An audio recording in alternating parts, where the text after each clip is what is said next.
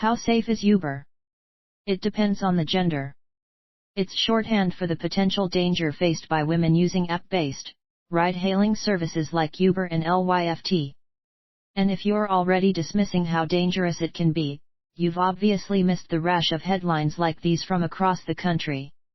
1 Uber driver charged with rape ordered held after dangerousness hearing, Boston Globe, August 2016.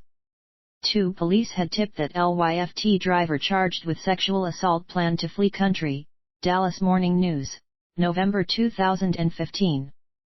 3 Police, Uber driver returns to rape, burglarize passenger at her home, Fox TV New Orleans, January 2016.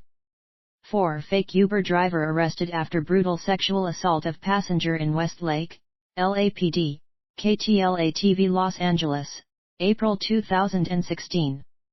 You read correctly. Per that last headline, we've now reached the point where bad guys are actually posing as Uber drivers in order to lure unsuspecting women into their cars.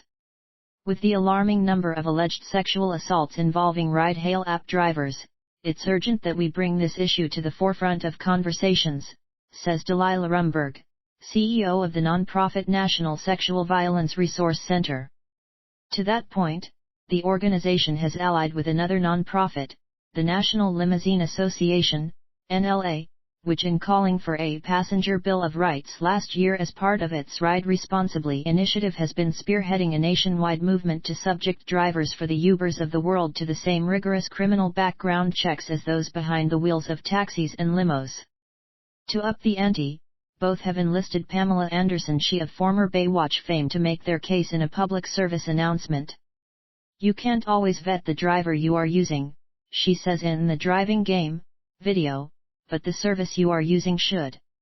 Whether even Ms. Anderson will be enough to steel the backs of politicians up against formal opponents in the ride-hailing industry in general, and that Uber in particular, remains to be seen. The main sticking point? Forcing the industry to finally start spending the extra bucks to fingerprint their drivers instead of relying on what NLA President Gary Buffo dismissively calls the perilously incomprehensive background checks Uber and its ilk continue to defend. Just how formidable is the ride-hailing industry? Consider this: a few months after Uber and Lyft pulled out of the Austin, Texas, market last May, rather than comply with new fingerprinting regulations that voters had just endorsed, the issue came up again in Massachusetts. Boston, UC, had been experiencing a slew of alleged sexual assaults by Uber drivers that left women on edge.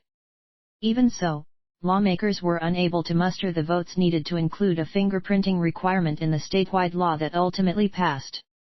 It's really frustrating when you see these attacks happen over and over again, State Senator Linda Dorsen-Afori, who favored fingerprinting, tells the Boston Globe. It's hurtful to the victim and hurtful to the community. When, she adds, is it going to stop? That is all for now. If you want to watch more videos, please like and subscribe to our channel and turn on the notifications so you never miss an update.